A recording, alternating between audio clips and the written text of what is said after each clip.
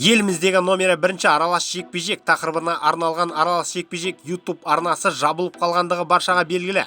Дегенмен арна авторы тоқталмай, осы аттас тағы бір арнаны іске қосты. Қазақстандық ММА шеберлерінің кездесулері, эксклюзивті кадрлар, танымал тұлғалар туралы ақпарат алғыларыңыз келсе, осы арнаға жазылыңыздар. Аралас жекпе-жек әлеміне қош келдіңіздер. Жеңіліп көрмеген қазақстандық кәсіпқой боксшы Жәнібек Әлімханұлының алдағы жекпе-жегіндегі қарсыласы ауысты.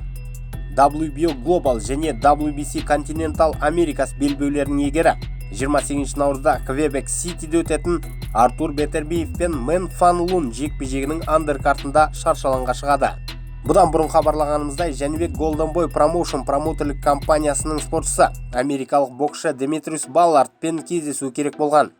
Алайда Boxing.com мәліметінше, отандасымыздың ендігі қарсыласы 30 жастағы жеңіліс көрмеген ганалық боксшы Иса Самир болмақ. Көрсетілім 1xBet қолдауымен шығарылды. Жоғары коэффициенттермен жылдам төлемдер. Төмендегі сілтеме бойынша өтіп, 65 мың теңгеге дейін сыйақы ал. Айта кетейік, Boxrec.com мәліметіне сүйенсек, Самир қазіргі таңда Лас-Вегаста тұрады.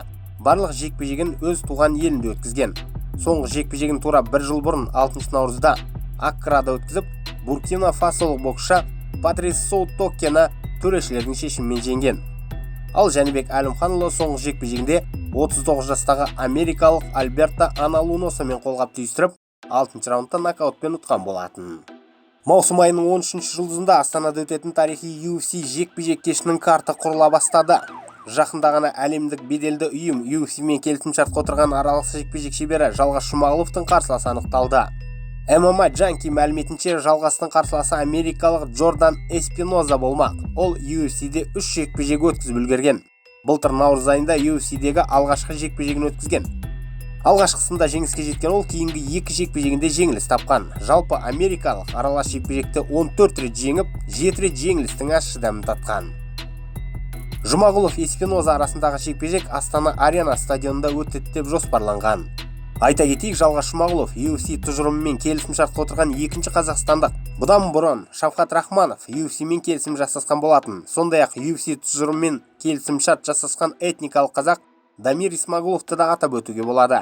Ал бұл жекпе-жек кешін ресейлік Петр Ян мен бразилиялық Марлон Мораес жекпе-жегі қорытындылайтын болады. Бұл жекпе-жектің жеңімпазы жеңіл салмақтағы чемпиондық белбеуге үміткер атанады.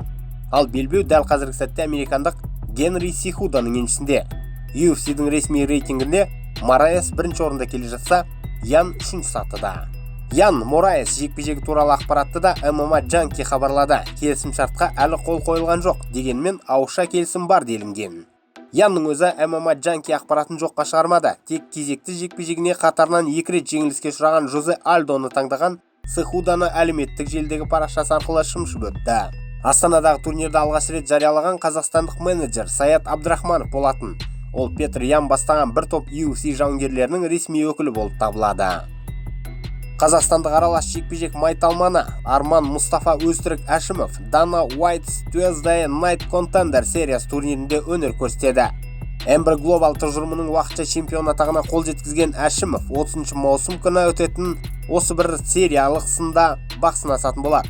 Мұстафа Өзтүрік деген лақап атымен танылған отандасымыздың қарсыласы әлі белгісіз. Бұл турнирде жеңіске жеткен спортшы бірден атақты UFC тұжырымымен келісімшартқа отырады. Айта кетейік, Арман соңғы жекпе-жегінде Ресейдің Орынбор қаласында өткен Ember Challenge 104 турнирінде бразилиялық Флавио да Сильва Сантосқа қарсы өткізіп, төрешілердің бірауыздан шешіммен жеңіске жеткен болатын.